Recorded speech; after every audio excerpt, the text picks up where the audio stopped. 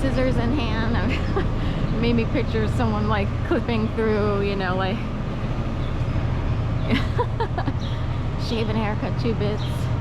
No one likes to hear that, I guess. It seems like a cute, fun thing that some a cappella group, you know, sing the shave and haircut 2 bits, you know, whatever they, but other people see it as a death message. Shave and a haircut 2 bits. We're gonna knock on your door. We're sick of you here. There are people who think this way. And oddly enough, on Sansom Street, where I just walked in video 1, between the 15th and 16th Street block, that block there, the 1500 block, we have several restaurants, Giuseppe and Mission Taco, 2 among them, who have not just tile floors that are sort of in the game board region, like black and white tile, or pink and white, or red and white, or whatever, blue and white. Not only are they a tile that would be in that category, but the tile is laid out to look like barbershop poles. And you know what I mean, the restaurant industry. These people are comprised of a rougher crowd. It's a fact.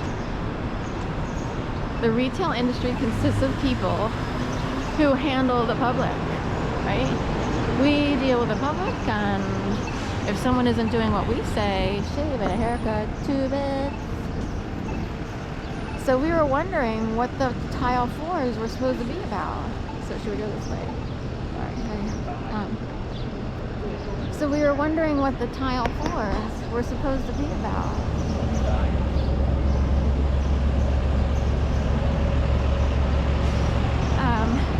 And if the restaurants were actually showing something, that something is on the minds of certain people who think they run the show. Now, people who own stores, restaurants, retail, they feel like they are part of the security system of the nation because they want to watch out for their own store, they want to watch out for the community. Or do they? So anyway, that's the assumption. So they would already have a certain mindset. And would they go so far as to have tile floors that resemble a barbershop pole? Shave and a haircut 2 bits.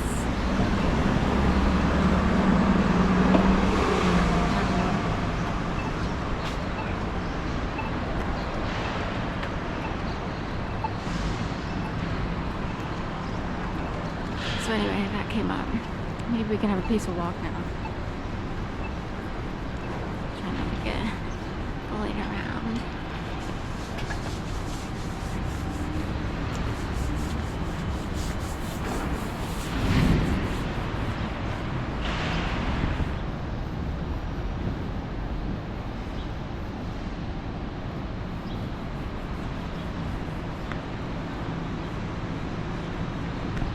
So in addition to, I was talking about earlier in video 1, the heavy sticker and the theme, one other thing that plays out in Philadelphia is, you know, heavier set women, you know, or a lot of people, they don't love seeing their reflections in a glass structure or anywhere. Like most people, and also these structures distort what people look like. It's sort of like, you know, going into the crazy mirror house or whatever. And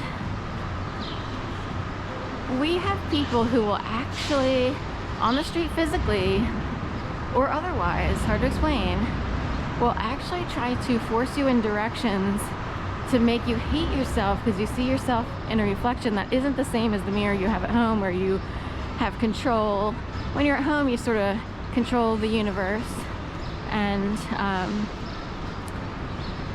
you're used to seeing what you see and you've accepted it. You know what I mean? That is very normal. It's incredibly abusive. And we just had a super skinny guy walk by who's spoiled because he resembles someone I know, and that skinny guy can do whatever he wants. He doesn't even work out. He's never stepped foot in a gym unless it was to gang stalk someone, to stalk. because you can pay for a day pass. So we just passed someone who looked like a twin brother of someone who's never had to lift a finger to work hard. Then you have other people who they've had to work hard financially to come back from, you know, trying to just, you know, get through school or live their lives or what have you. They've had to lose weight. They've had to, you know, scrounge with everything and come from a deficit. Even, you know, how to live in the world wise. No one's helping. You just sort of have to figure it out, go it alone. You're always coming from behind. Then you have people who really don't know reality, and they're thin without totally knowing why, because they know they haven't worked for it. I don't know, this is just, it's always been like this. What does that mean? Some people in darker corners of the world would say that, ladies and gentlemen, is a full-on puppeted person. To not have to work, to not, you know, most people have to, we're gonna have to start running, we have to go to the gym, this, that, and the other.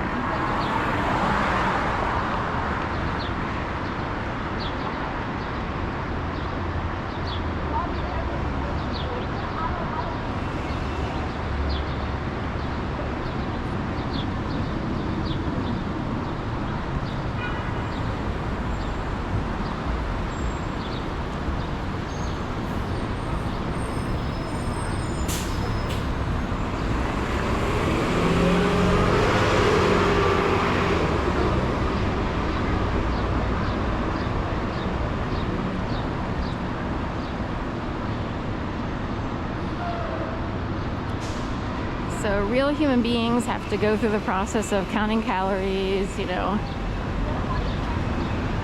or, you know, portion control. They have to make sure they don't overeat, and if they do, they know it'll show up right away.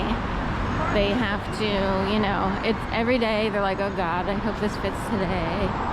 That's what they're plagued with every day, every single day. I can't stand that, you know, these shorts are a little tight, you know, or what have you.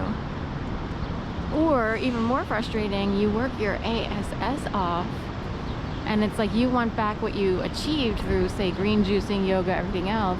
You're close, but still you know you need to tone up, but you can't afford to do that.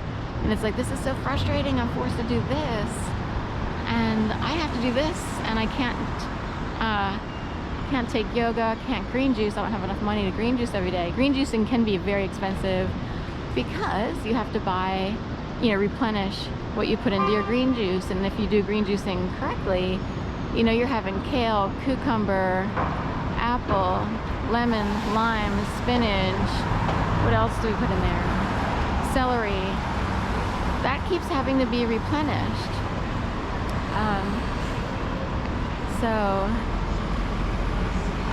You know, you run out of kale, like you have everything but kale, and you're like, oh, I gotta stop and get kale today to make my green juice.